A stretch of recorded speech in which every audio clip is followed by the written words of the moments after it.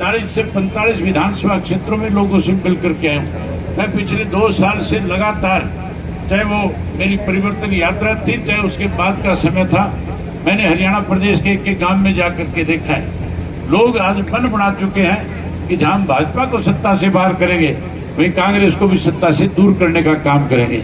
आज कांग्रेस पार्टी की दाढ़ आपस में जूतियों में बढ़ रही है, कांग्रेसी आपस में लड़ रहे हैं, कांग्रेसी तो वर्चस्व की लड़ाई लड़ रहे हैं।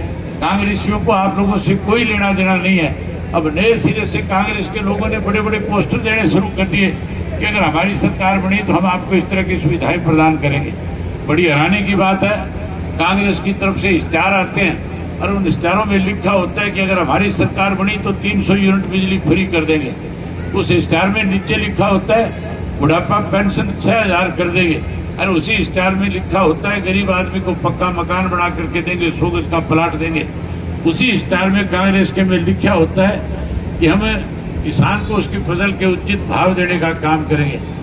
अनेक इस तरह के वायदे, 500 रुपए का गैस का सिलेंडर कर देंगे, पता नहीं कितने वायदे कांग्रेसियों ने किए हैं। आप उन कांग्रेस वालों से एक बात तो पूछना कि तुम 10 साल जब सत्ता में रहे थे तब तुमने पेंशन क्यों नहीं बढ़ाई थी, तब तुमने गैस का सिलेंडर महंगा क्यों किया था, तब बिजली के रेट किस लिए बढ़ाए थे। अगर कोई इस तरह की सुविधा किसी ने इस प्रदेश में दी तो उस शख्स का नाम चौधरी देवीलाल था, जिसने जो बात आपके बीच में कही उसको पूरा करने का काम किया था। आपको याद होगा सन 1987 के वक्त में चौधरी देवीलाल जब हरियाणा प्रदेश के मुख्यमंत्री थे, उससे पहले एक समस्त हरियाणा सम्मेलन जींद में किया गया था, जिसमें लाखों लोग शामिल हुए थे।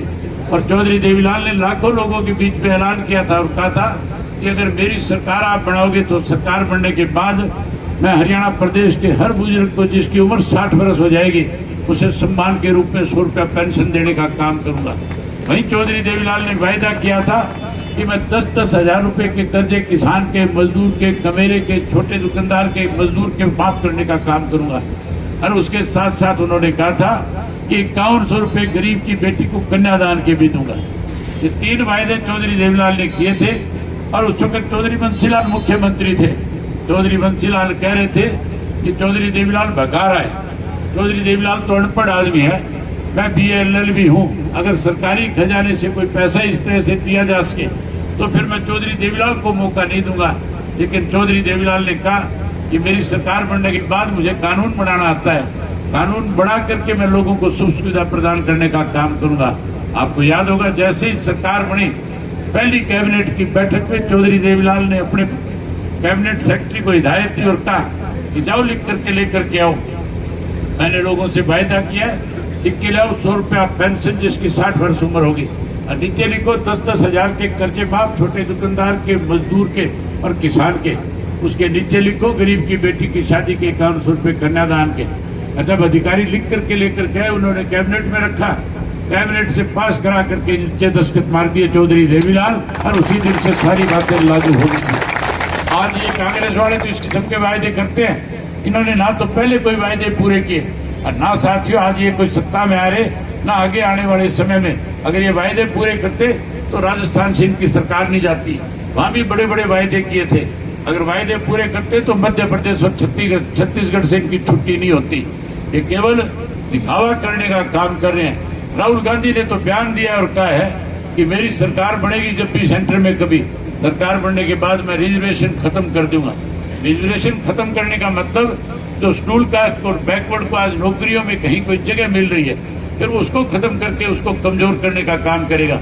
ये तो गरीब को मारना चाहते हैं, किसान को कमजोर करना चाहते हैं। ऐसे लोगों को सत्ता से दूर रखना और आने वाले समय में अपनी सरकार बनाना। जब आप सरकार बनाओगे, विजय को यहाँ से ज्यादा वोटों से जिता करके भेजोगे, तो मैं आपसे वायदे करके जाता हूँ जो हम चौधरी देवीलाल की नीतियों को आगे बढ़ा करके पूरे करने का काम करूंगा।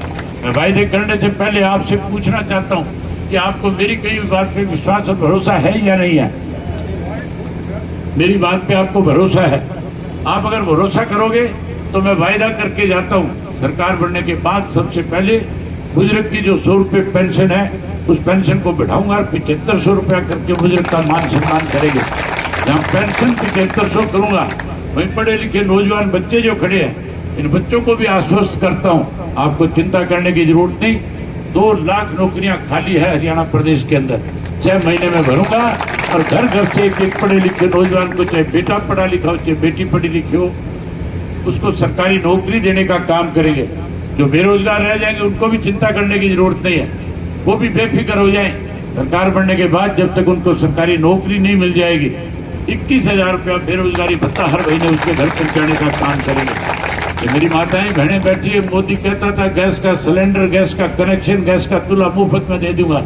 अब मुफ्त में मिला, पैसे लगे, पैसे लगते हैं, मुफ्त में मिलता है, अब पैसे लगते हैं। चौधरी ओम प्रकाश चौटाला मुख्यमंत्री थे, 250 रुपए का सिलेंडर मिला करता था।